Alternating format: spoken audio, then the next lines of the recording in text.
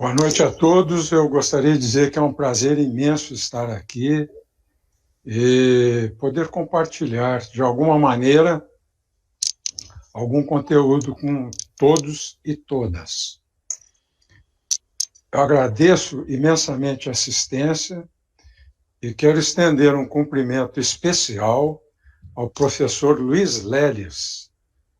Somos amigos de muitos anos e agradeço as suas palavras em relação à minha pessoa e as retribuo honestamente. Professor Dr. Rodrigo Alejandro Cecim Baru de Torres, professor Braz Magalhães, companheiro de todas as horas, Gustavo Iuri Alf Pinto Machado, prezados cursandos, estou aqui à disposição para discorrer e tentar responder a todas as perguntas que serão feitas, bem como tentar satisfazer, tentar responder adequadamente. À disposição, portanto, meu prezado professor Braz. Muito obrigado, brigadeiro. Eu vou passar, então, brigadeiro, a uma série de perguntas que nós desenvolvemos aqui para ilustrar esse primeiro contato do senhor com os alunos, né? O senhor, que vai ser o responsável pela matéria, o senhor terá várias aulas que serão todas gravadas. Então, o contato ao vivo, entre aspas, será hoje. Então, nós estabelecemos essas perguntas para que o senhor nos dê uma noção geral sobre este assunto.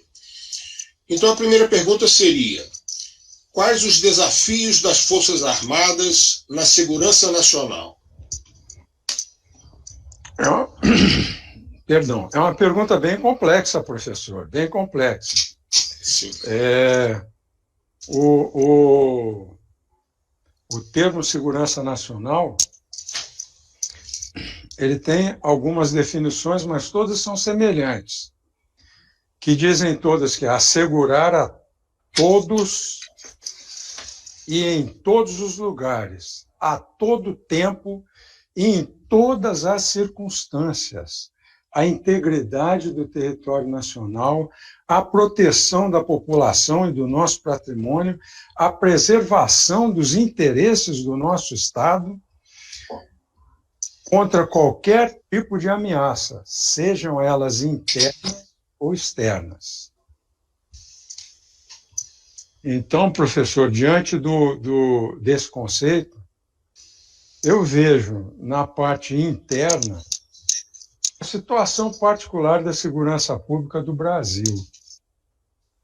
E, particularmente, eu me sinto um pouco frustrado, bem decepcionado, porque me remete a digamos assim, histórias que eram vividas principalmente na minha juventude e um pouquinho mais para frente, em filmes de outras épocas de outros países. A marginalidade está impressionante. E vulgarizada, tão vulgar quanto vulgarizada. As pessoas não têm condição de sair à rua portando um aparelho celular que seja, um par de tênis, e, enfim, as ameaças são grandes, os furtos, os roubos, latrocínio, violência, e acontece em todos os lugares e cada vez está aumentando mais. Em todos os lugares, eu quero dizer, em todos os lugares do Brasil. Nós temos a insegurança no campo também, como a gente vê, pouco se ouve falar, mas existe muito abigeato. O crime de furto de roubo, é o furto de gado, equinos, pelo menos. Ele é volumoso, não é uma cabeça aqui, outra ali, não, é volumoso, é bem organizado.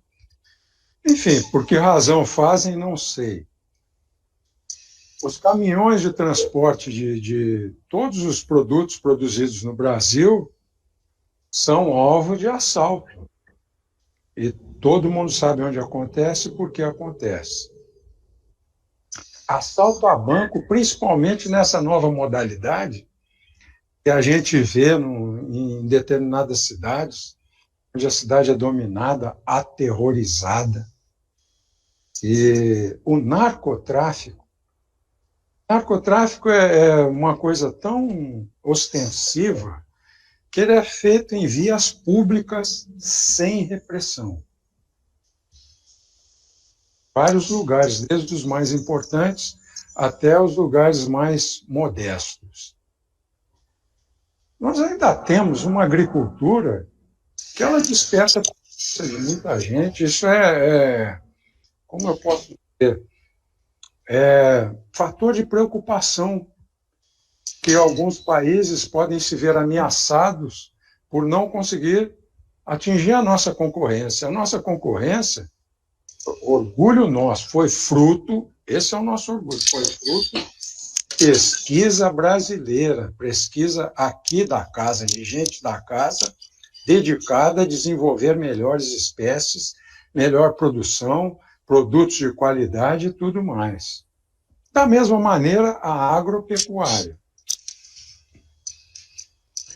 Nós temos ainda a Amazônia. A Amazônia, todos dizem, é o celeiro do mundo, eu não sei o que. E de fato é. Tem riquezas minerais imensas, riquezas naturais sobejamente cobiçadas. E fala-se muito da água, pouco do que tem por baixo da terra. E temos ainda a Amazônia Azul, que é esse termo que surge com muita força pela Marinha Brasileira, que se trata de toda a área marítima que é da nossa plataforma, é de nosso interesse econômico. A exploração do leito marinho que está ali é brasileiro e dos nacionais do Brasil. A segurança pública ela vai ter que responder a isso, terá de responder, porque senão a situação vai se tornar insustentável. E as Forças Armadas deverão estar cada vez mais capacitadas, tanto tecnologicamente quanto em armamentos, em equipamentos, técnicas, táticas, para garantir a nossa soberania em todo o território nacional, em toda a área de responsabilidade do Brasil. Especialmente, eu tenho confiança, tenho certeza, melhor dizendo, eu tenho certeza que nós temos as forças absolutamente bem preparadas para todas as situações e preparadas para operar em todas as nossas regiões. E imagino que nós iremos estar cada vez mais aperfeiçoados para garantir a soberania na brasileira Amazônia. Essa é a minha expectativa, professor. Ok, professor. E aproveitando o gancho para essa segurança toda, eu perguntaria qual é o papel das Forças Armadas nas operações interagências? Desculpa. Ela tem um papel fundamental, professor, nessas operações interagências, né?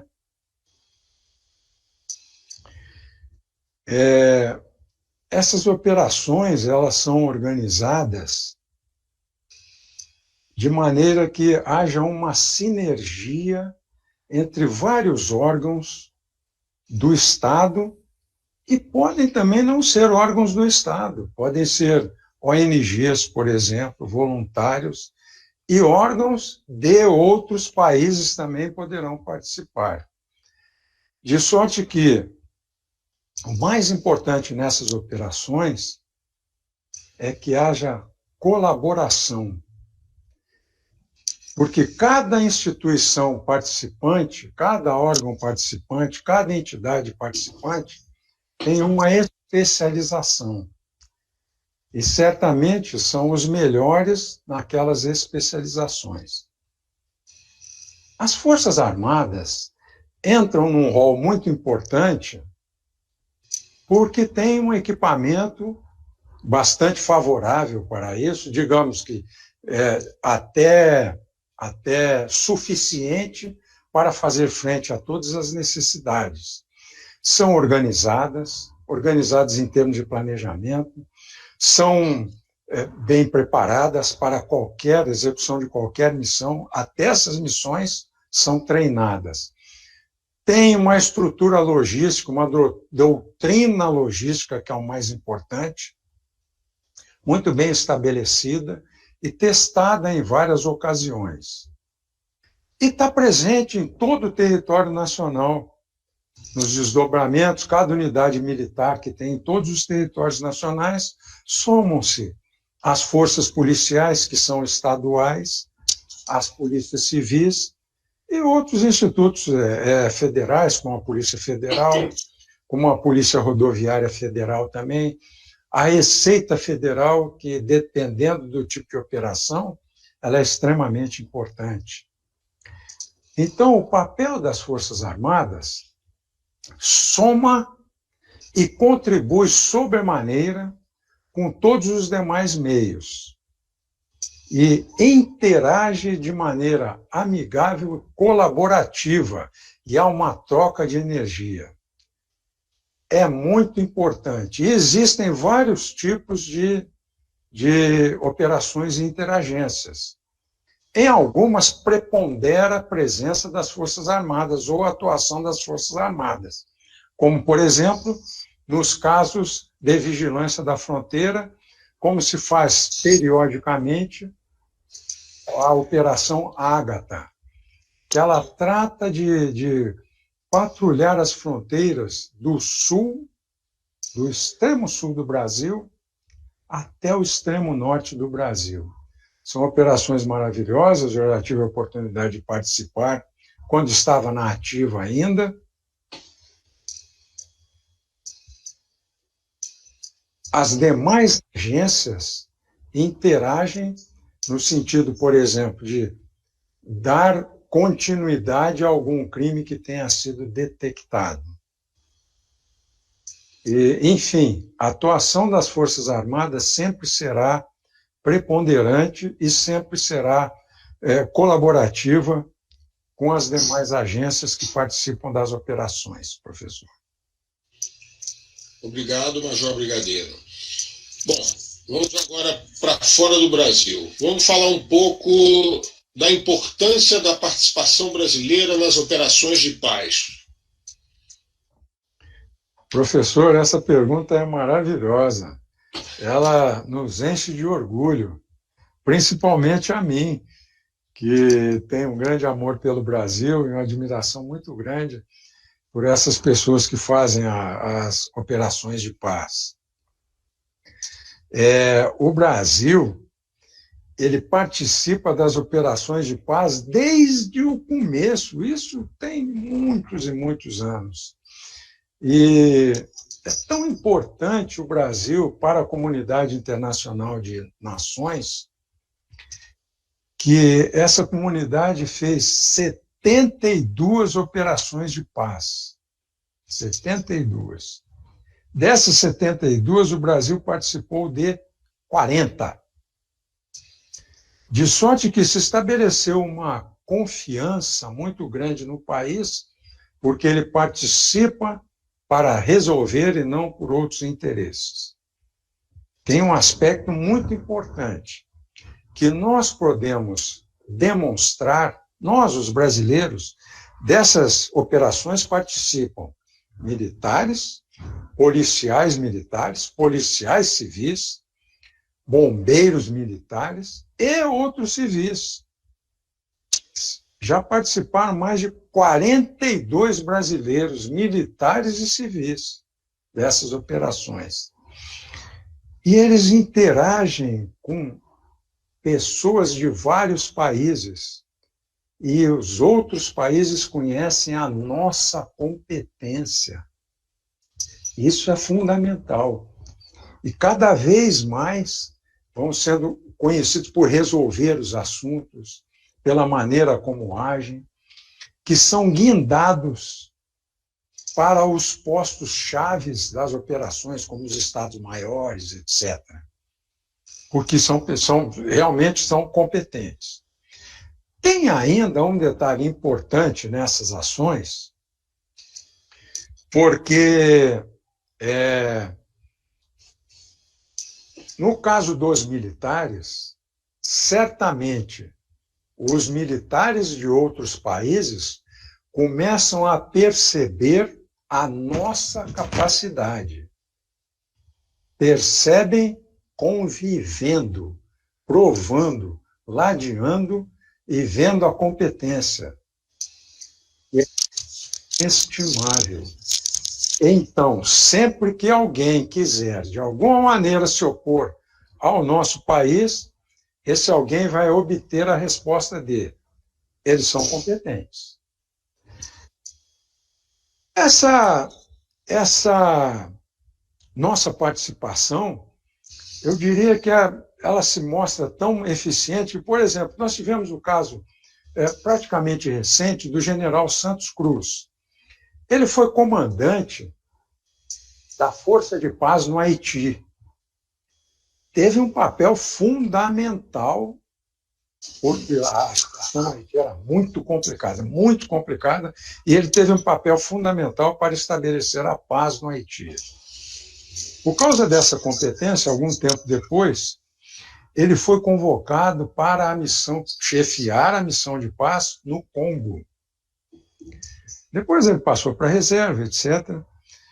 E em 2020, a ONU encontrou nele, notem bem, a ONU encontrou nele, um brasileiro entre tantos milhões de habitantes da Terra, de todos os países.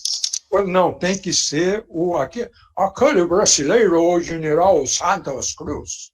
Ele foi convocado para fazer uma análise do que estava acontecendo no Congo e apresentar uma sugestão de solução. E ele fez isso.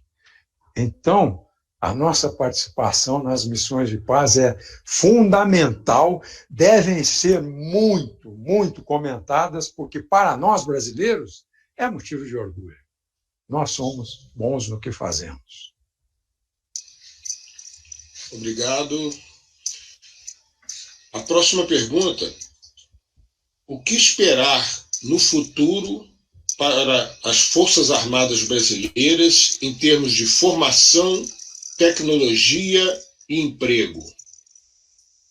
Professor, essa pergunta é... Caramba! Bem, eu acho que ela é bastante oportuna, professor. Acho que ela é bastante oportuna.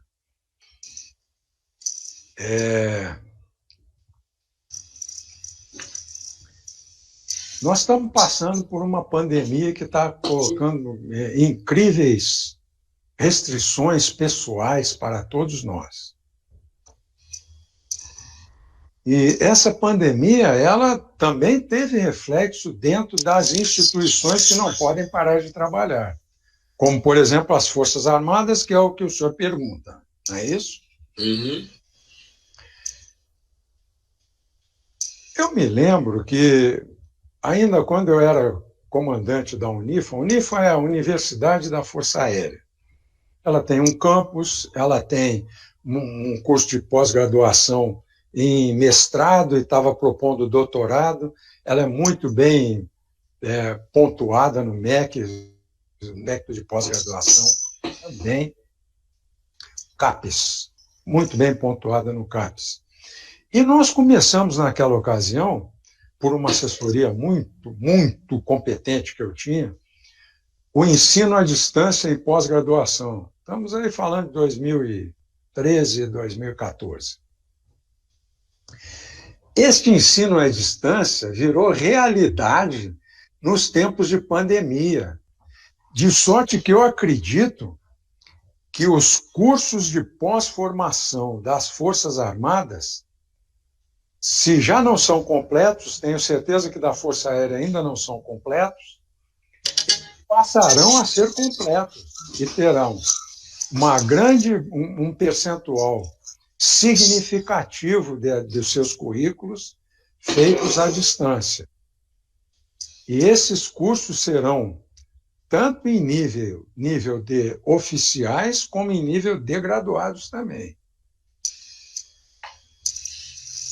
Ainda, acredito que o treinamento simulado seja bastante incrementado, especialmente com as tecnologias existentes hoje em dia. Acredito mesmo que até a instrução de voo na Academia da Força Aérea possa ter um forte apoio da simulação de voo, quem sabe até falando em termos de visualização em 3D, com óculos tridimensionais. Acredito ainda que essa simulação ela pode alcançar níveis tais que as manobras em terreno poderão ser feitas de maneira simulada, nesses simuladores de capacidade bem próximas do real, e se poderá simular, inclusive, o emprego conjunto das forças utilizando redes. Então, imagina que coisa fantástica, o teatro de operações, uma força aérea que consegue se comunicar diretamente com um blindado e com uma embarcação marinha, todos numa mesma operação e todos com essa capacidade. Certamente a simulação poderá favorecer muito isso. Ainda, professor, que o currículo das escolas deverá ser incrementado com disciplinas de guerra cibernética. A guerra cibernética é uma realidade, as forças já têm, mas eu acredito que ela vai aumentar muito, porque a letalidade é imensa. E a guerra cibernética, para nós tratamos de guerra, nós imaginamos lidar com inimigos do país. No entanto, a guerra cibernética já é uma realidade no mundo virtual, onde estão aí os hackers se abusando das pessoas, da boa-fé das pessoas e tudo mais, e de grandes organizações também. Imagina, bom, enfim, os crimes que acontecem por aí. E eu imagino que em formação, e pós-formação e especialização, a guerra cibernética deverá ser incrementada nos próximos anos. Acho também que a doutrina de emprego espacial deverá ser multiplicada e divulgada no âmbito das Forças Armadas. O emprego espacial já é realidade para nós.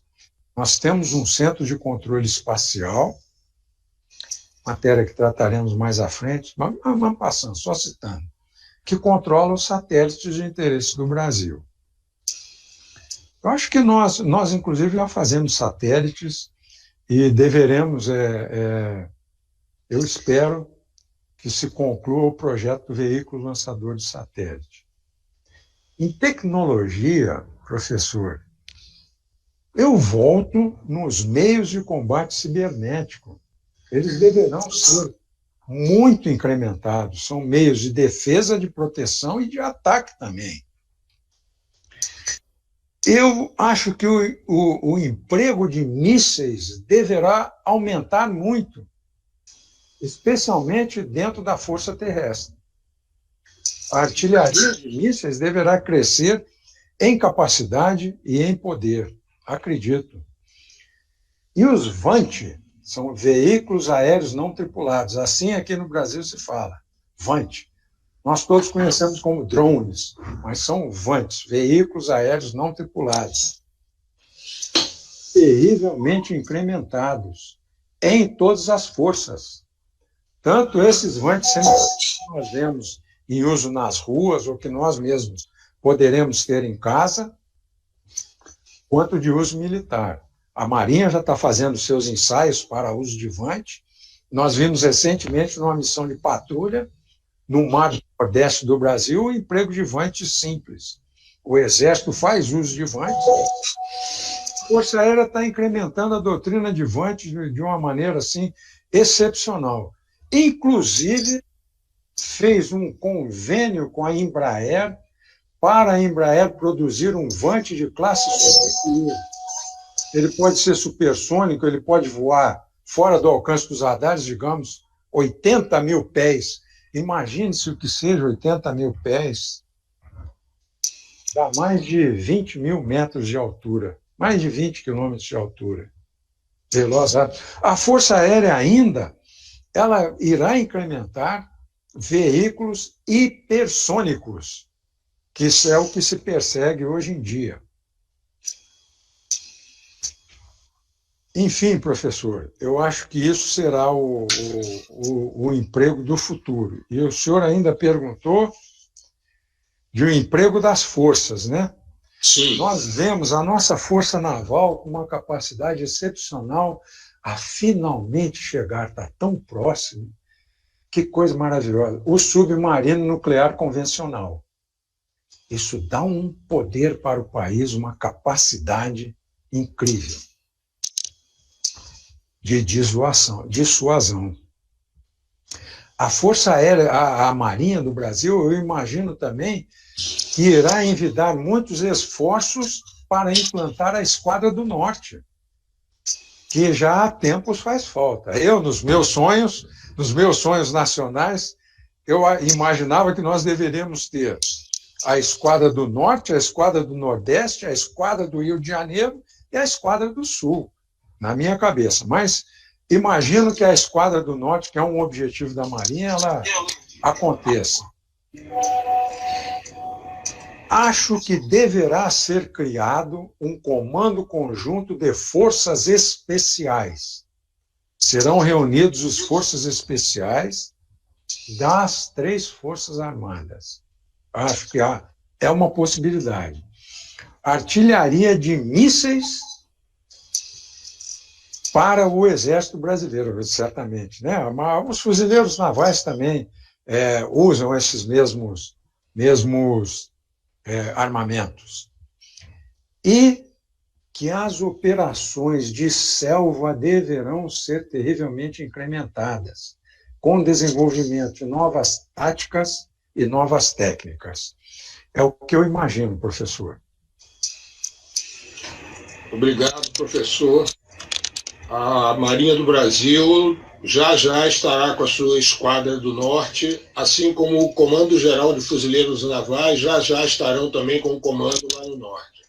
E eu acho que o Comando de Fuzileiros Navais deverá estar também, professor, se preparando para ter uma força expedicionária. Acho que é bem possível que aconteça isso no futuro. E no futuro bem próximo. Bem próximo, né? Sim. Eu imagino, viu? Bom, vamos à próxima pergunta. Quais conselhos de liderança e comando o senhor poderia dar para os futuros especialistas em nível de pós-graduação em segurança pública e defesa nacional, ou seja, para os nossos alunos? Conselhos de liderança e comando. É bem difícil. Eu gostaria de começar dizendo que é muito importante diferenciar a liderança administrativa, a liderança funcional, digamos assim, da liderança operacional. Mesmo até daquela liderança romântica que a gente vê no comandante militar, no líder de esquadrilha. A liderança funcional tem que haver e demonstra a competência para administrar e para fazer seguir todo o expediente, o desempenho. O melhor líder será aquele que vai apresentar o melhor desempenho. Esse será o melhor líder. Se ele puder fazer esse trabalho com bom ambiente, estabelecendo colaboração, será maravilhoso. A liderança operacional, essa é mais difícil, que é na hora do emprego, na hora do combate, digamos assim. E ela vem do respeito diário, de ter certeza da competência, das decisões, das orientações corretas. E aí as pessoas sabem que aquele líder ali, elas seguirão. A liderança, então, ela é produto do exemplo. A filigrana do líder é o exemplo. Na caserna, quando a gente começou, tinha uma frase, em todos os quartéis tinha essa frase. Hoje em dia ela está popularizada. Diz: a palavra conduz e o exemplo arrasta. Então o líder tem que ser: faça o que eu faço e não faça o que eu mando e não faça o que eu faço. Desempenho em ação. Justiça. Tem que saber separar bem os fatos, ser justo, ser coerente em todas as suas atitudes e demonstrar competência.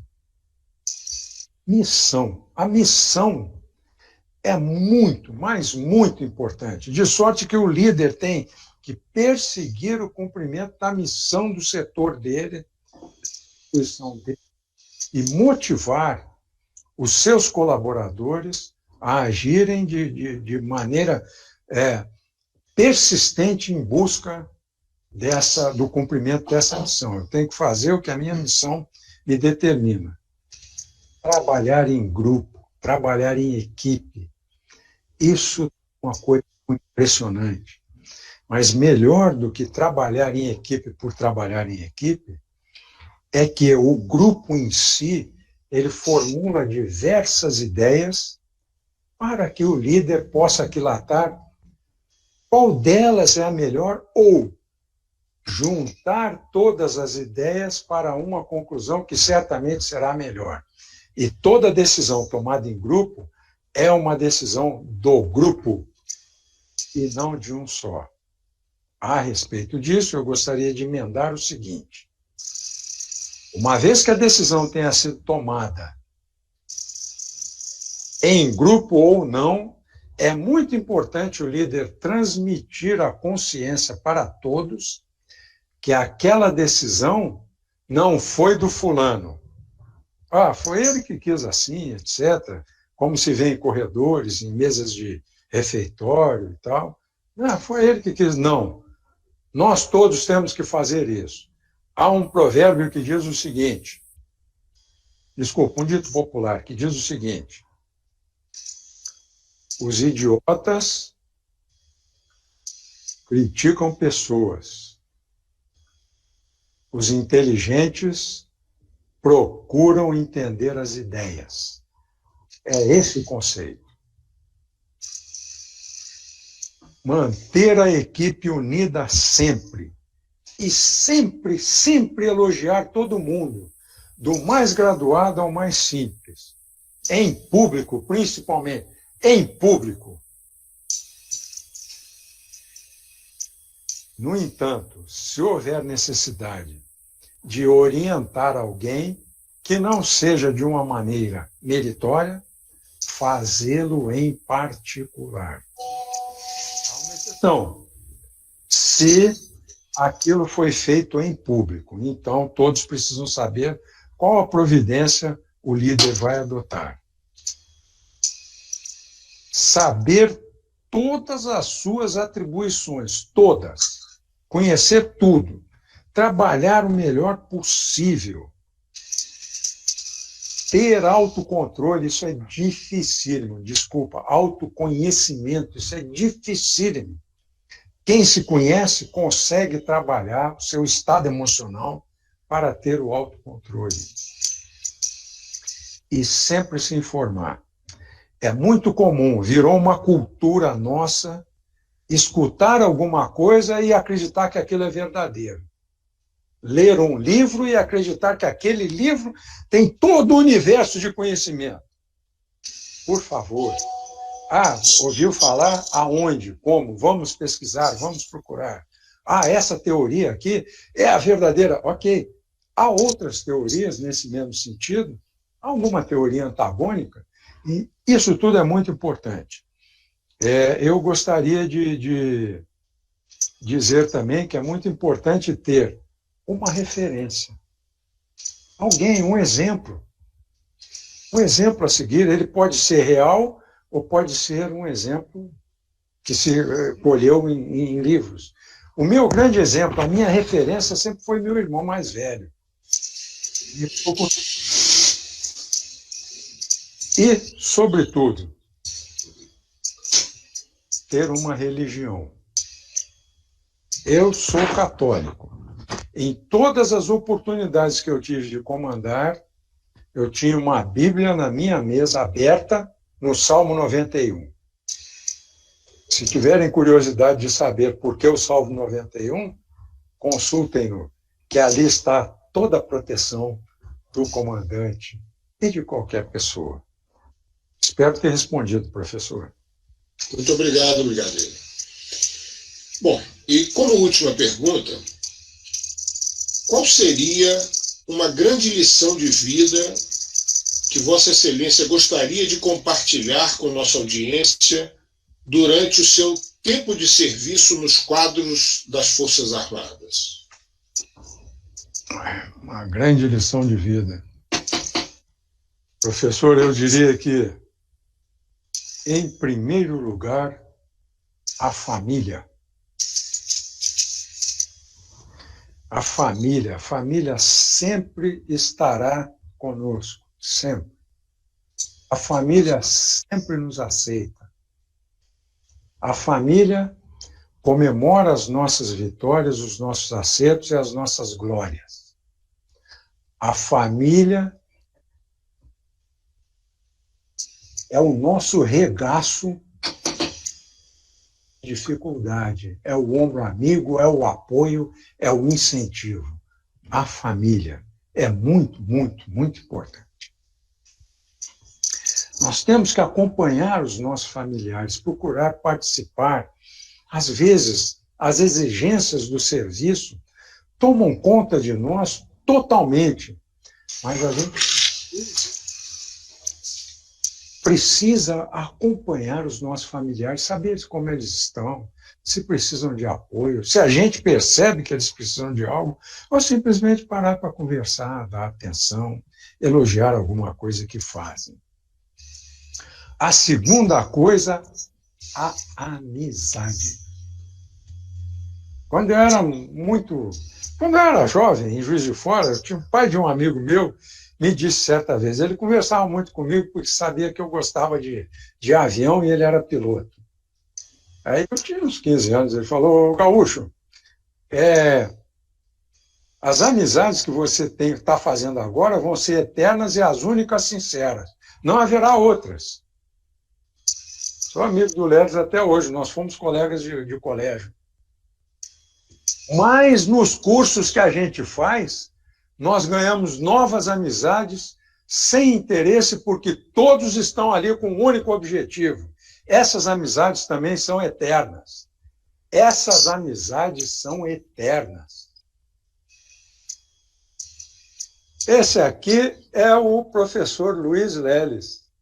Eu e o Heitor. Já éramos amigos antes disso, já éramos amigos. As amizades nos cursos que se faz dentro das forças militares e policiais, principalmente aqueles cursos mais puxados, são eternos, porque está todo mundo, um dando a mão para o outro, um ajudando o outro, não vão acabar jamais. Mesmo que o curso não seja de exigência de resistência física, pode ser um curso estressante. Também, amizade. A amizade, principalmente no meio militar, ela une as famílias, está todo mundo junto e tal.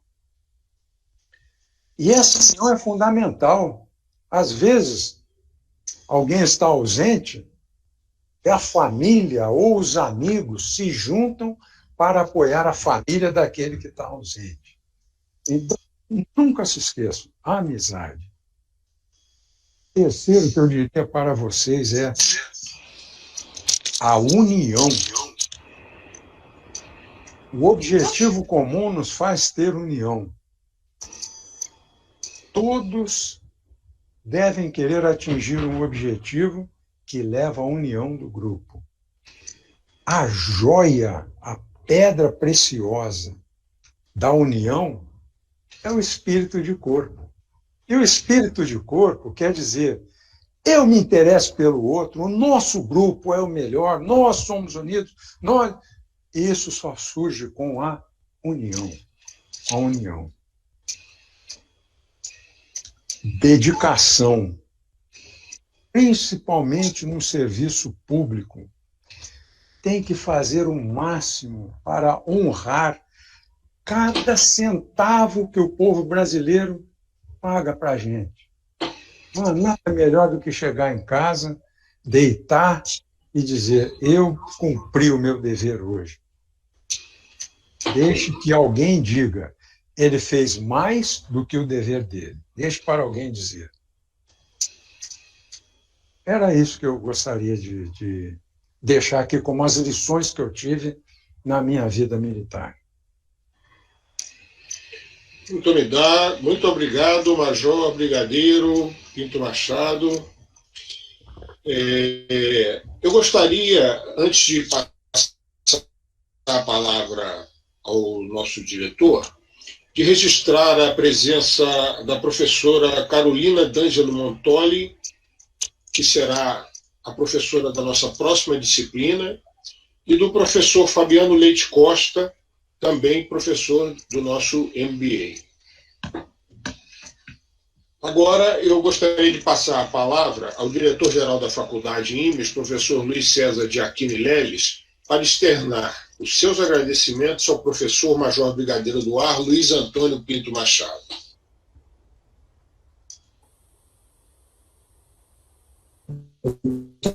Obrigado.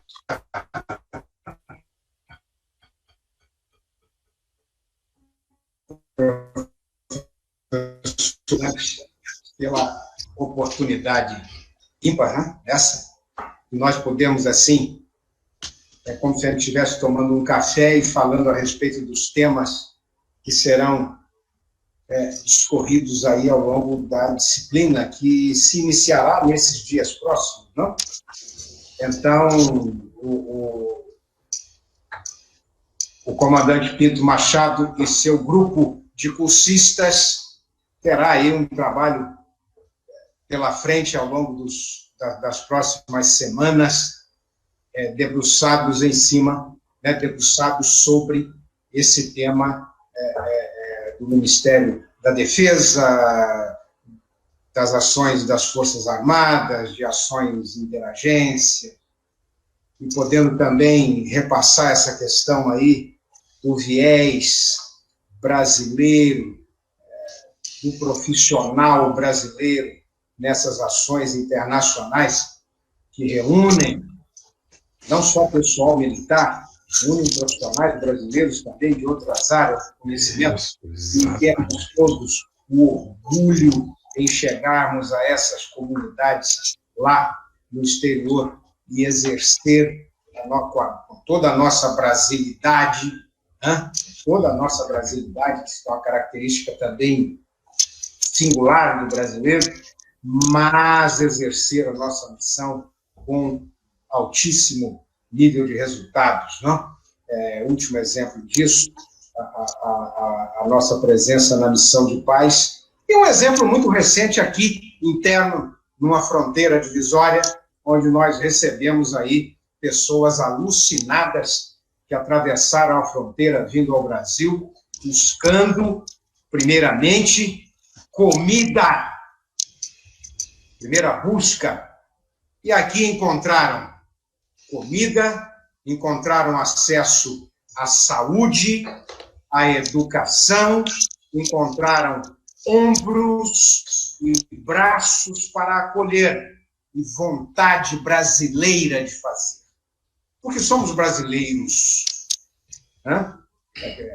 Então, tudo isso está nesse contexto da finalidade das nossas forças, não só na questão da defesa nacional, como da segurança pública.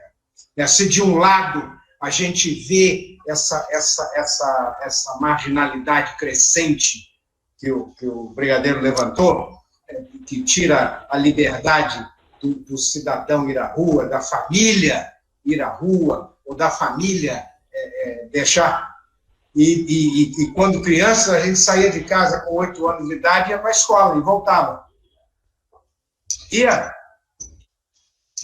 Hoje, se um pai e uma mãe fizer isso com o filho dele, se ele tiver que andar 10 quadras para ir numa escola e voltar sozinho a pé, passando por aquela posição depois que ele está... Não pode. Sozinho ele não volta. Por quê?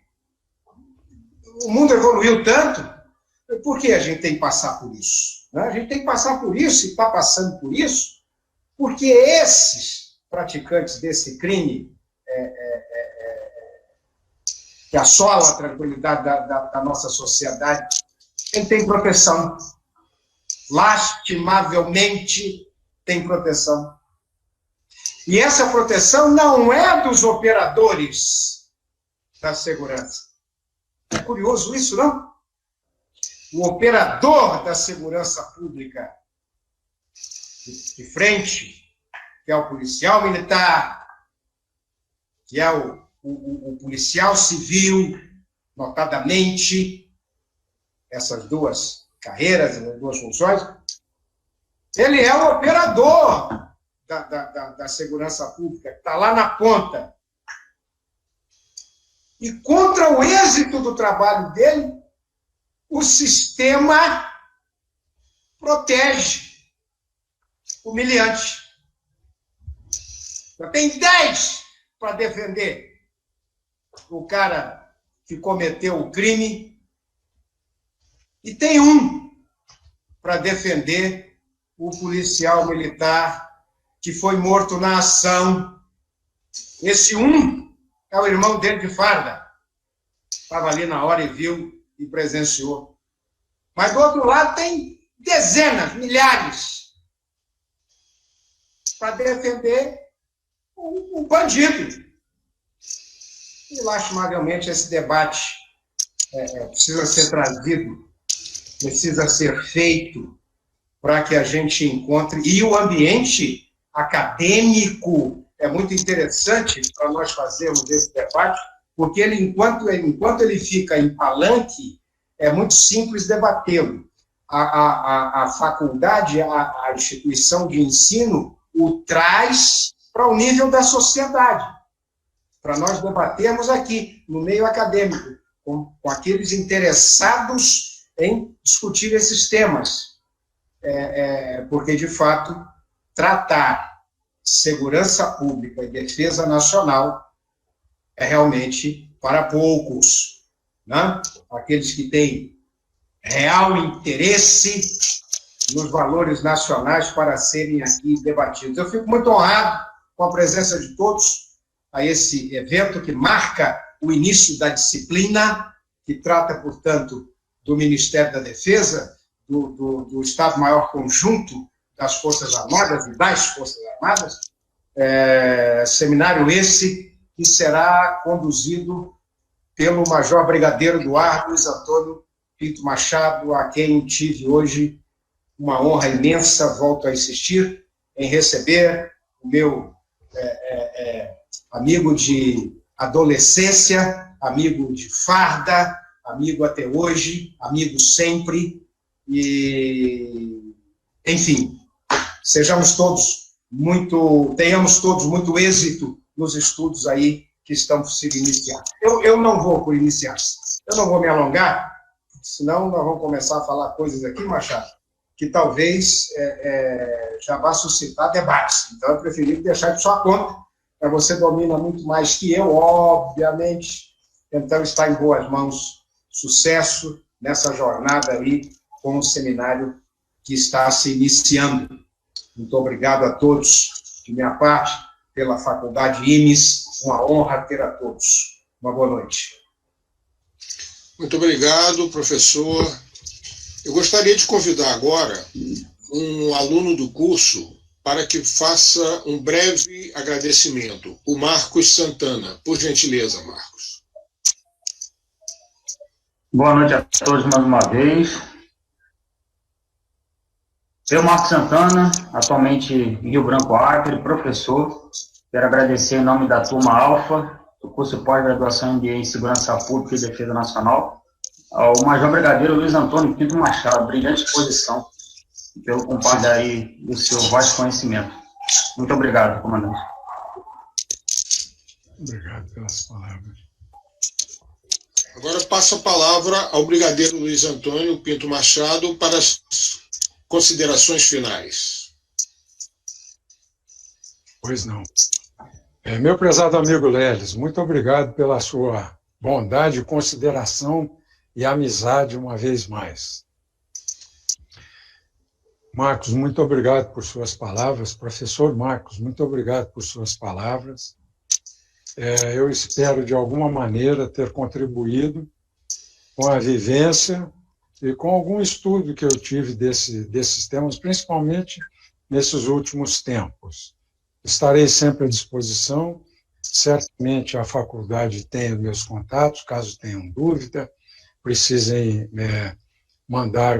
fazer algum questionamento, enfim. E desejo a vocês todos muito sucesso nesse curso e muito proveito. É um ramo novo que se abre, e lá no Ministério da Defesa se falava muito nisso, na época que eu servia lá, sobre ter os especialistas em defesa nacional vindos do mundo civil. Enfim, é um ramo novo, está aberto, e eu desejo a vocês muito sucesso e muito estudo. A atualização é constante, sempre evoluindo de acordo com a tecnologia que cada vez evolui mais. Espero que Deus os proteja e conserve, e as suas famílias, e quero mandar minha bênção para o meu filho Gustavo Yuri, que certamente está nos ouvindo. Boa noite a todos. Muito obrigado, brigadeiro. Eu gostaria de passar a palavra agora ao coordenador do nosso curso para os argumentos finais. Professor Rodrigo Alejandro.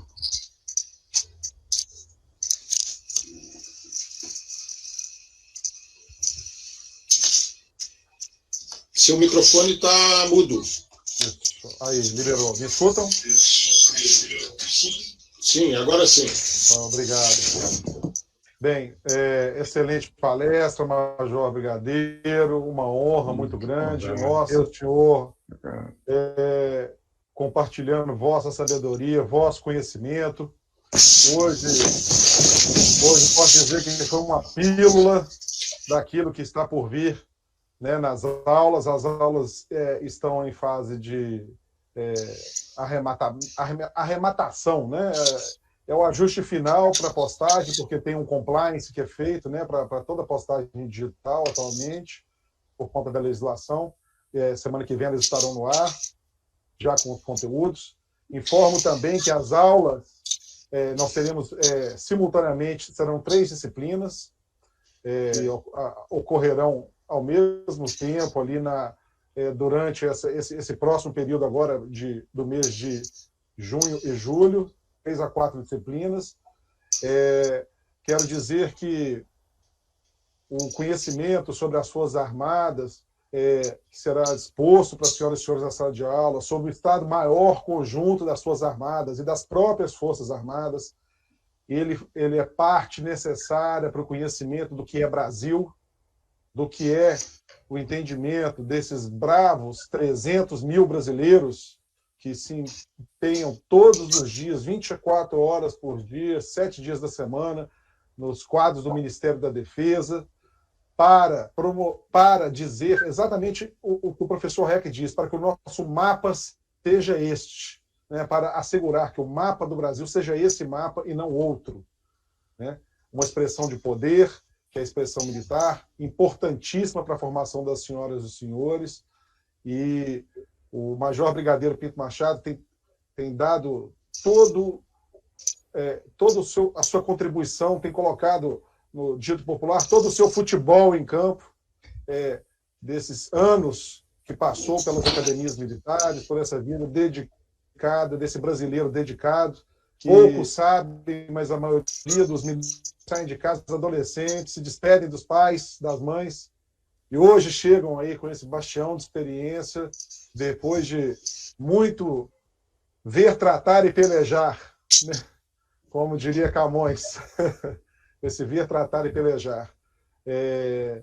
E, principalmente, nós temos que compreender que a defesa do país não se faz somente com os militares e também com a participação da sociedade civil.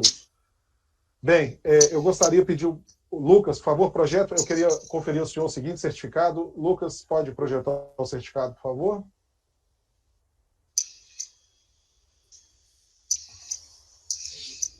Deixa eu... Projetado, professor Rodrigo. Ok, obrigado. Tá. Permita-me a leitura do certificado. Ele está no site. Certificado de apreciação. A Faculdade IMES tem a honra de certificar Major Brigadeiro Duar Luiz Antônio Pinto Machado pela brilhante aula inaugural intitulada Ministério da Defesa, Estado-Maior Conjunto das Forças Armadas e Forças Armadas, ministrada para o curso de pós-graduação Lato Sensu, MBA em Segurança Pública e Defesa Nacional, dessa instituição de ensino superior.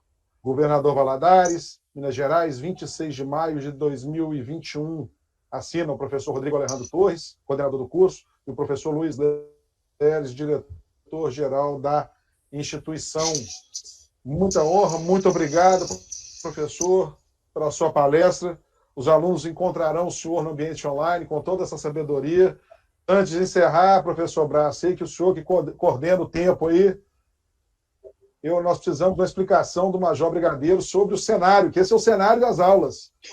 Então, pedi ele para apresentar para a gente o cenário das aulas que ele mesmo projetou aí para os nossos alunos. História. E assim eu agradeço a participação. Verdade. Deve ter alguma coisa ejetável nesse cenário aí. Estou pensando... Esse cenário certamente poderá mudar de acordo com a aula, né? Mas aqui atrás de mim nós vemos, melhor eu levantar-me.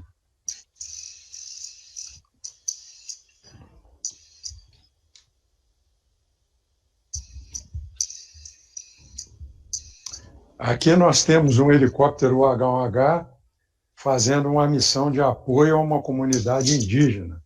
É uma tribo mesmo. Eu fiz umas missões assim, tem umas histórias interessantes. Aqui é o UH-1H completo. Eu ganhei de presente de uma pessoa amiga que fez essa pintura, foi muito bem feito.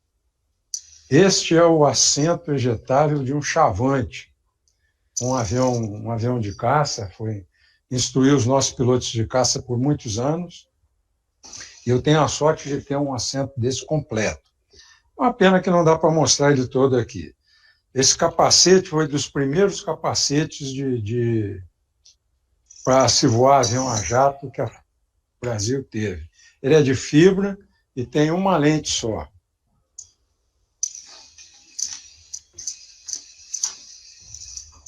Esse assento aqui é de um outro avião de caça que nós tivemos, era o T-33.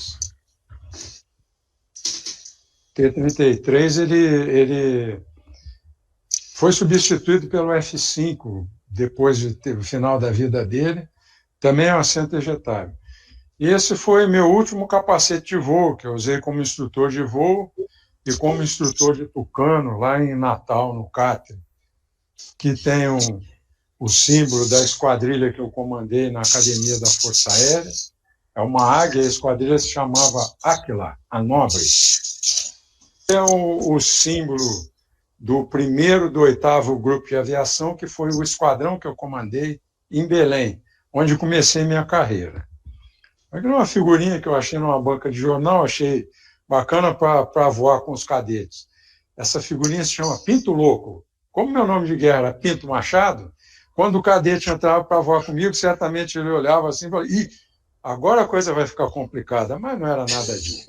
E aqui, dobrando de novo, a minha distinção pelo 1º do 8º, o esquadrão por quem eu tenho muito carinho. Certamente, comandar uma unidade aérea é muito bom. E é muito especial, eu queria dizer. E todos os que comandam a unidade aérea, o 1º do 8º, ganham esse PIN, que é a cabeça do falcão dourado.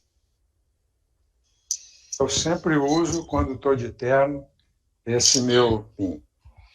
Se o cenário é esse, mas ele pode mudar de acordo com a aula, tá certo? Para vocês não ficarem enfadados. Maravilha. Ok, brigadeiro, muito obrigado. Bem, senhoras e senhores, é com grata satisfação que encerramos esta aula inaugural. Agradecemos a presença de todos. É uma honra tê-los como nossos alunos e alunas no curso de pós-graduação MBA em Segurança Pública e Defesa Nacional. Eu, professor Braz Itapaci Magalhães Filho, secretário executivo do curso, em nome de toda a equipe da Faculdade IMES, nos colocamos à disposição para as dúvidas surgidas e na esperança de que juntos possamos fazer da nossa pátria um grande país. Deixo aqui o nosso brado: Brasil!